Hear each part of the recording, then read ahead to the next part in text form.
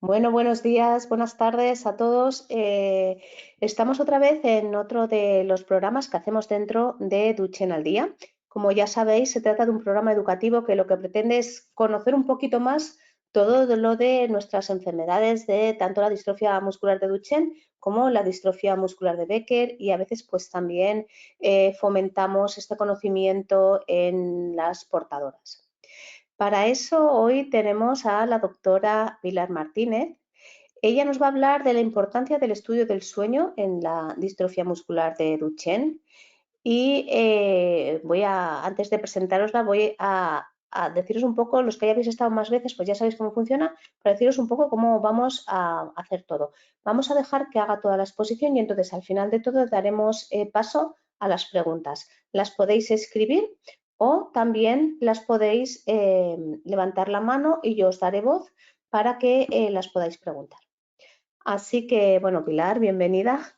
Pilar es graduada Gracias. en medicina por la Universidad Miguel Hernández de Elche. Es médico residente de tercer año en la especialidad de neurofisiología en la clínica, en el Hospital Virgen de la Arreixaca de Murcia. En 2023 realizó la rotación de sueño en el Hospital de la Reixaca y en el Reina Sofía, ambos hospitales de Murcia, y realiza un curso de patología del sueño de la Sociedad Española Nacional de Neurofisiología Clínica durante el año 2024.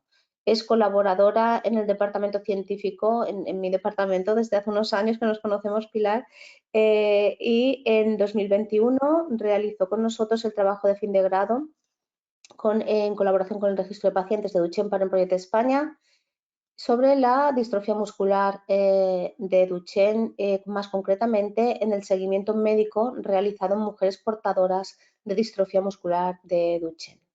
Sin nada más que añadir, pues como te decía antes, bienvenida y te dejo a ti sola, no quieras. Vale, muchas gracias, Marisol. Bueno, primero de todo, explicar un poco el por qué surge la idea de realizar esta charla. Hablando con Marisol, que nosotros nos reunimos periódicamente, le comenté que habíamos tenido varios casos de pacientes con distrofia muscular de Duchenne que habían venido a nuestra consulta del sueño y nos preguntaban mucho sobre esta prueba y desconocían bastante la importancia que tiene en esta enfermedad. Aparte de ello, también pues, nos vimos que varios de los pacientes a los que habíamos citado posteriormente rechazaron el venir a hacerse la prueba. Entonces, bueno, pues comentándolo, vimos que era una buena idea dar una charla sobre la importancia que tiene el estudio del sueño en esta patología, en la distrofia muscular de Duchenne. Bueno, uy, perdón. A ver, vale, por aquí. Bueno, para comenzar, hablar un poco del sueño, de la importancia que tiene el sueño. Es algo que, claro, es cotidiano, que incluso a veces consideramos un poco como el segundo plano, ¿no? Pero hay que tener en cuenta que dormir ocupa casi un tercio de nuestras vidas. Es decir, una persona que viva 90 años, 30 de esos años los va a pasar dormido. El sueño es crucial para la regulación del organismo, del cuerpo. Regula varios sistemas, desde la respiración hasta el nivel vascular, el crecimiento, la respuesta inmune. Además, el sueño también es crucial para la consolidación de lo aprendido durante el día, para esa memoria. Y destacar que el sueño se divide en dos fases. Una fase que es el sueño REM, que este a lo mejor nos suena un poquito más, el cual se caracteriza porque en esta fase es en la que recordamos los sueños, ¿vale? Soñamos durante toda la noche, pero es en esta fase donde tenemos esos recuerdos, ¿no? Y en esta fase se caracteriza porque se sucede un fenómeno que se llama el movimiento ocular rápido, ¿vale? Que es con los ojos cerrados, es como un batido, es muy característico de esta fase, junto con que también se produce como una relajación muscular general que se llama atonía. Y luego tenemos lo que es el sueño no REM. Este, a su vez, se divide en otras tres fases, N1, N2 y N3, siendo la N3 la fase más profunda. Bueno, ¿y qué es la polisomnografía o estudio del sueño? Bueno, pues es una prueba neurofisiológica que lo que hace es integrar el estudio de varios sistemas orgánicos, sobre todo a nivel respiratorio y del sistema nervioso central. ¿Para qué sirve? Bueno, pues evalúa alteraciones que suceden durante el sueño y la transición vigilia-sueño. Seguro que a todos nos suena alguna patología como la narcolepsia, ¿no? Esta enfermedad en la que las personas se quedan dormidas en la calle o no pueden resistirse a dormir y cuando les da ataques de sueño. Bueno, pues aparte de ese, otro tipo de patologías, síndrome de piernas inquietas, etcétera. Y además no solamente es para el diagnóstico de enfermedades, sino que también sirve para evaluar la eficacia de tratamientos. Por ejemplo, en la apnea obstructiva del sueño, muchos pacientes necesitan usar unas mascarillas que son BiPAP, CPAPs, y la presión a la que se tiene que ajustar, eso se averigua a través de este tipo de pruebas, ¿vale? Ahí es donde evaluamos si el paciente respira bien, no respira bien y si necesita soporte. Previo a poder hacer este estudio es importante tener en cuenta que hay que ir a una consulta de sueño. ¿Y qué se hace en esa consulta? Bueno, la historia clínica del paciente, indagando sobre todo en el principal motivo por el que se le va a pedir la prueba, una buena exploración física y luego pasan unos cuestionarios de sueño validados. Hay muchos cuestionarios, dependiendo de la patología por la que viene el paciente, se pasan unos u otros. Aquí, por ejemplo, he dejado la escala de somnolencia de Epworth para niños y adolescentes, pero hay otros tantos. Vale, ¿y qué es lo que vamos a necesitar para poder realizar esta prueba? Bueno, pues se realiza un montaje en el que primero se colocan unos electrodos que se llaman electrodos de superficie. Estos consisten en unas pegatinas y unos cables con unas cucharitas que no son nada invasivas, no hacen daño. Todo lo que se va a colocar en el cuerpo no es nada invasivo ni nada doloroso, ¿vale? Y entonces con estos electrodos se colocan en la cabeza para hacer un registro de la actividad cerebral, un electroencefalograma, en los ojos, que nos va a permitir ver los movimientos oculares y nos va a servir pues para tener información de, por ejemplo, si el paciente está parpadeando, quiere decir que está despierto, o para esos movimientos oculares rápidos que he comentado del sueño REM. Y luego la electromiografía, que la pondríamos en el mentón, en brazos y o en piernas, y nos sirve pues para también tener ese registro de la actividad muscular que tenga el paciente. A nivel respiratorio, aparte de esto, vamos a tener también un registro del corazón a través de un electrocardiograma.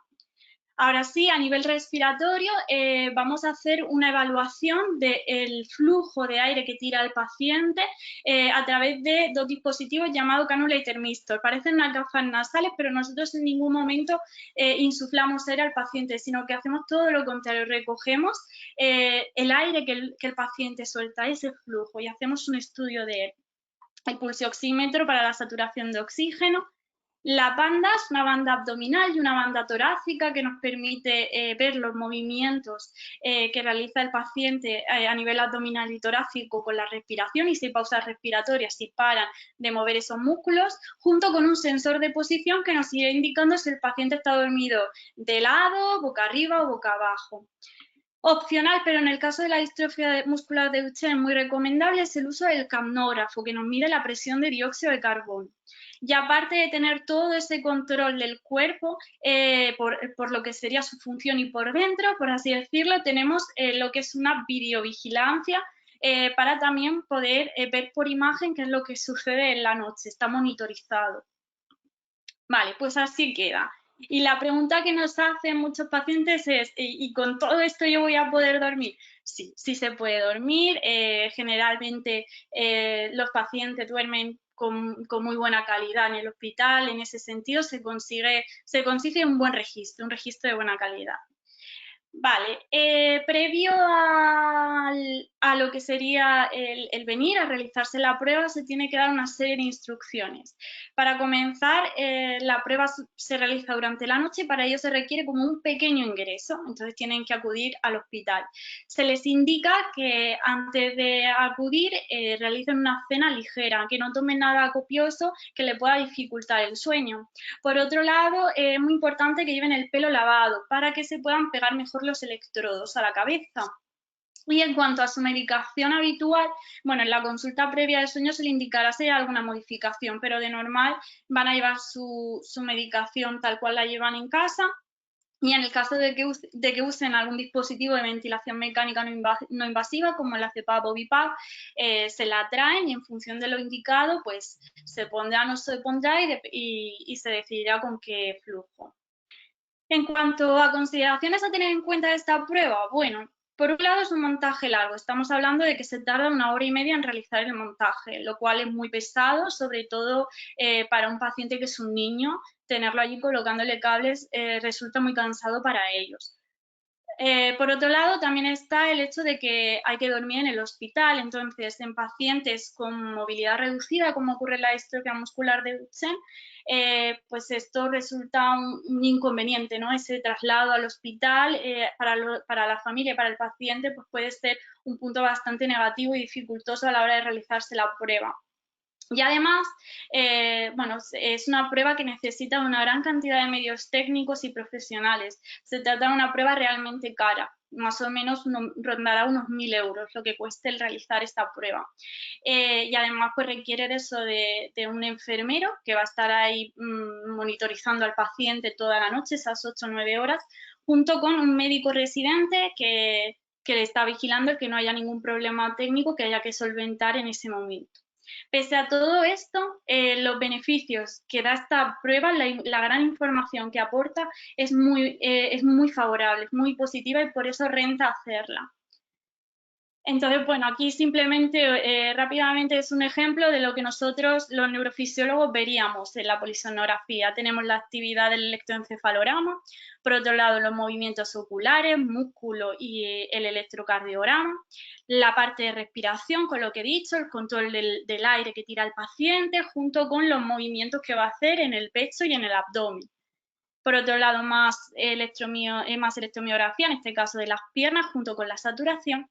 Y luego aquí arriba, nada, simplemente enseñar que la parte de arriba, la más superior, tenemos lo que se conoce como el hipnograma, que es donde hacemos las fases del sueño. Luego tenemos en rojo la línea que marca la saturación que ha tenido ese paciente en la noche de oxígeno y abajo la depresión de dióxido de carbono.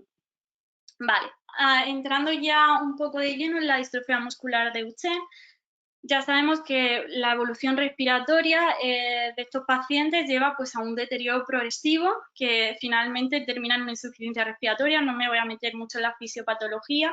Sabemos que las enfermedades neuromusculares, los pacientes tienen 10 veces más riesgo la población general de presentar trastornos respiratorios durante el sueño. Y cómo suelen iniciar, bueno, pues se suele iniciar con lo que se llama apnea obstructiva del sueño junto a apnea central. Esto se produce sobre todo en la fase de atonía del sueño REM, que si a eso le sumas una debilidad diafragmática que presentan los pacientes de por sí, los pacientes con Duchenne, favorece a que se produzcan estas apneas. Posteriormente, con el paso de los años, ya hablamos de otras alteraciones que llevan a lo que sería la hipoventilación nocturna. Y todo esto al final son alteraciones precoces a las que van a suceder posteriormente que nos llevará a la insuficiencia respiratoria que he mencionado antes. Bueno, aquí simplemente una diapositiva hablando de los distintos estudios que nos podemos encontrar. Tenemos estudios diurnos, muchos os sonarán, como la espirometría, la gasometría y otro tipo de estudios nocturnos, entre los que se encuentra la prueba de la que estoy hablando ahora mismo, que es la polisomnografía. En cuanto a las dos patologías que he mencionado previamente, que estudiamos en los estudios del sueño que suceden en la distrofia muscular de Duchenne, bueno, pues la apnea obstructiva del sueño más la apnea central se caracterizan porque las apneas o pausas respiratorias pueden ser de dos tipos. Las centrales, que ocurren por una debilidad muscular que termina inhibiendo el centro respiratorio y que son muy típicas de los trastornos neuromusculares, y por el otro lado tenemos las apneas obstructivas. Si nos imaginamos la vía aérea como un tubo, sería algo que genera, como el nombre de la apnea lo indica, una obstrucción. Lo más típico en los niños es lo de la hipertrofia de amígdala y adenoides, pero hay más causas, entre ellas el sobrepeso y la obesidad. Una causa que nos importa mucho en el caso de la distrofia muscular de Duchenne, ya que hay muchos niños que presentan sobrepeso por múltiples factores secundarios a los corticoides, al sedentarismo. La escoliosis también favorece a la producción de apneas. La diferencia entre una apnea central y una obstructiva es que en una apnea central se va a producir, en la apnea central lo que se produce es como un bloqueo del movimiento torácico y abdominal, mientras que en la apnea obstructiva habrá ronquido y seguirá habiendo un movimiento a nivel tanto torácico como abdominal.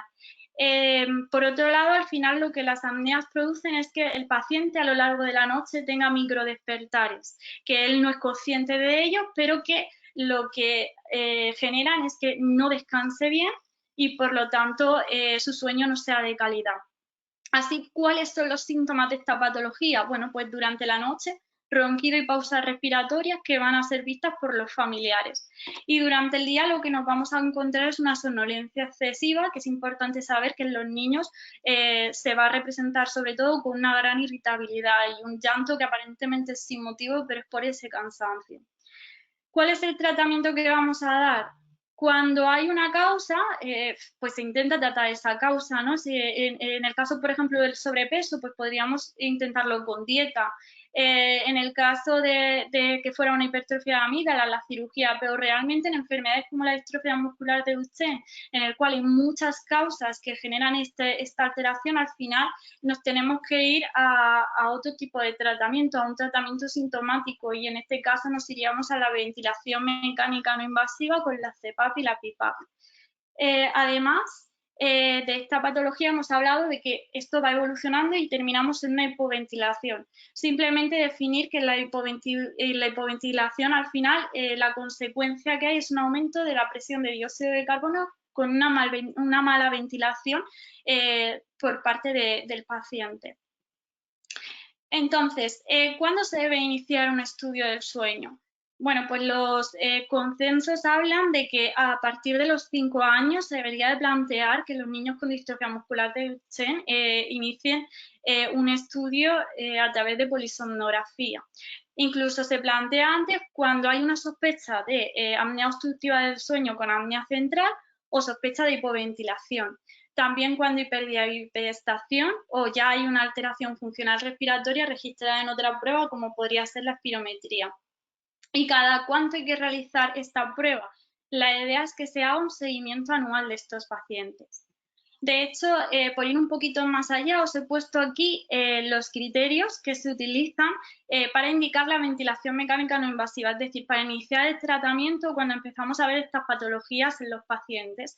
Y los criterios de la Guía Americana del Sueño, de la AASM, son unos y sin embargo, que son generales y que están establecidos, pero sin embargo en la distrofia muscular de Duchenne ya se proponen otro tipo de criterios, que lo que básicamente hacen es el intentar que se haga un inicio rápido, un inicio precoz del tratamiento para mejorar la calidad respiratoria de estos pacientes. Por lo tanto, mensajes que me gustaría que os llevéis a casa, bueno, que hay múltiples factores que contribuyen al desarrollo de trastornos respiratorios y que en el caso de la distrofia muscular de Duchenne ya no es solamente la patología que por sí tienen con esa debilidad muscular, sino que van a haber otros factores que van a favorecer a que haya estos problemas, que tanto la hipoventilación nocturna como el síndrome de apnea de apnea obstructiva del sueño junto a apnea central son enfermedades que de por sí condicionan un aumento de morbilidad, es decir, un aumento de que se produzcan otro tipo de alteraciones junto con también un aumento de mortalidad, y por lo tanto hay que destacar la importancia que tiene la polisomnografía en el estudio respiratorio de estos pacientes para hacer un adecuado diagnóstico y poder iniciar el tratamiento adecuado lo antes posible. Y nada, muchas gracias por vuestra atención. Muchísimas gracias, Pilar. Pues bueno, yo voy a esperar a ver si se hacen preguntas, pero yo sí que me gustaría adelantarme, a ver, de momento no tenemos ninguna, y hacerte una cuestión que me surge a mí de poder hablar pues con las familias muchas veces sobre este tema, y es que ellas me preguntan, ¿no? Que hay familias que desde el hospital se decide que esta prueba se lleva a cabo en casa. Y hay familias en las que se decide que esta prueba se lleva a cabo en hospital. Las familias me dicen, bueno, es mucho más cómodo en casa. ¿Por qué no lo hacen en todos los sitios en casa? Claro, la prueba que se hace en casa no es la polisonografía como tal, es la poligrafía. Y aunque es una prueba similar y a nivel respiratorio sí que es verdad que hace las mismas evaluaciones, tiene una serie de limitaciones e inconvenientes. Para empezar, el estudio al hacerse en casa no tienes a un profesional que esté ahí monitorizando y vigilando que todo se esté grabando bien. Entonces es muy común que el paciente durmiendo pues se toque la cánula, la banda se mueva, no vaya bien y entonces, claro, no tienes a nadie que lo pueda corregir. Y eso, bueno, pues se ha visto que a lo mejor de 10 poligrafías que se hacen, de 10 estudios en casa, 3 no son válidos porque no se ha conseguido una grabación de calidad. Por otro lado, es más completa la polisonografía porque aparte de tener la parte respiratoria,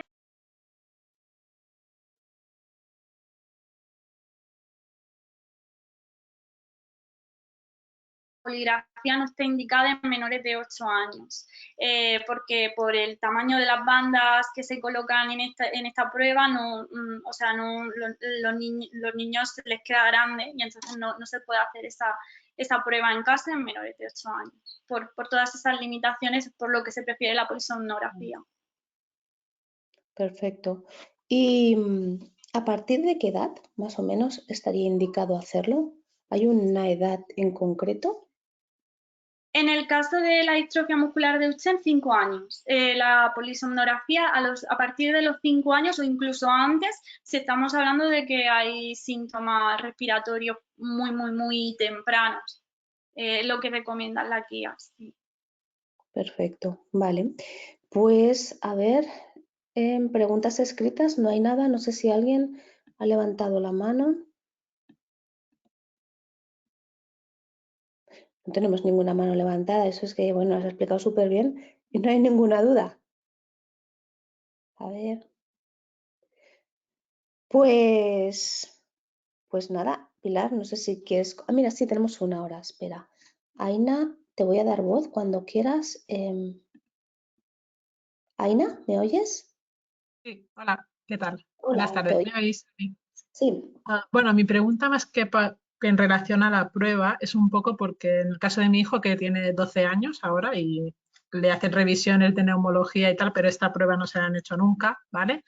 Es que él tiene un sueño muy ligero, digamos, no sé cómo explicarlo, que se despierta varias veces durante la noche, ¿no? Normalmente suele ser por cosas externas, tipo que se ha enganchado con la sábana, tiene calor o le molestan las férulas, ¿no? Pero sí que es, pues con 12 años creo que ha dormido, no sé, 10 noches enteras sin despertarse y es un poco, si esta prueba pues podría a lo mejor ayudar a ver por qué tiene estos despertares o si podría ayudar en algo.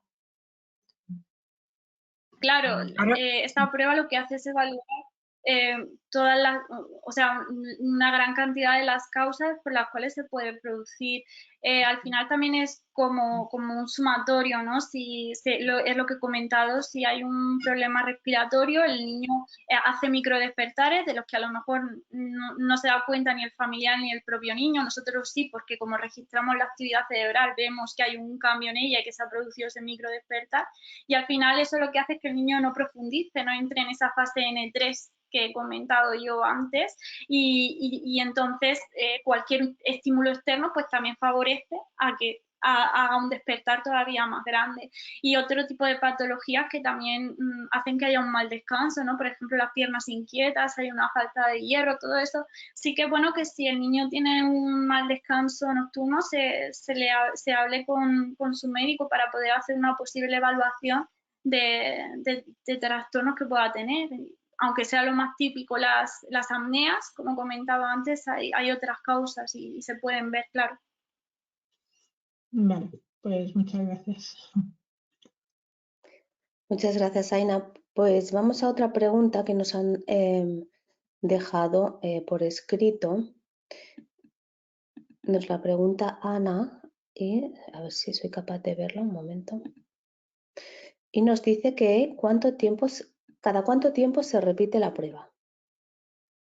Que creo que sí que la has A ver, lo comentado. ideal es que es que una vez se empieza a hacer la prueba, también un poco en función de los resultados y siempre valorando un poco con los padres, lo ideal es 1 año, que es lo que se propone en Estados Unidos, Reino Unido y demás. Como he dicho que la prueba tiene cierta dificultad, también es eso, es en función un poco de los resultados y de cómo se puedan evaluar el resto de pruebas respiratorias, porque sí que nos ha pasado casos de que, por ejemplo, la espirometría, que es una prueba muy típica y que hace neumología, llega un momento en el que cuando la distrofia muscular de Duchenne está muy avanzada, como se necesita una parte voluntaria a la hora de realizar ese esfuerzo respiratorio y expulsar el aire, el niño ya no es capaz, el paciente no es capaz de hacerlo, entonces se quedan siempre con la duda de si lo han podido evaluar bien o si el esfuerzo que ha hecho está por debajo y también nos dan más información la polisonografía. Entonces es un poco como la suma de todo, pero lo ideal es 1 vez al año. Genial. Vale, pues a ver.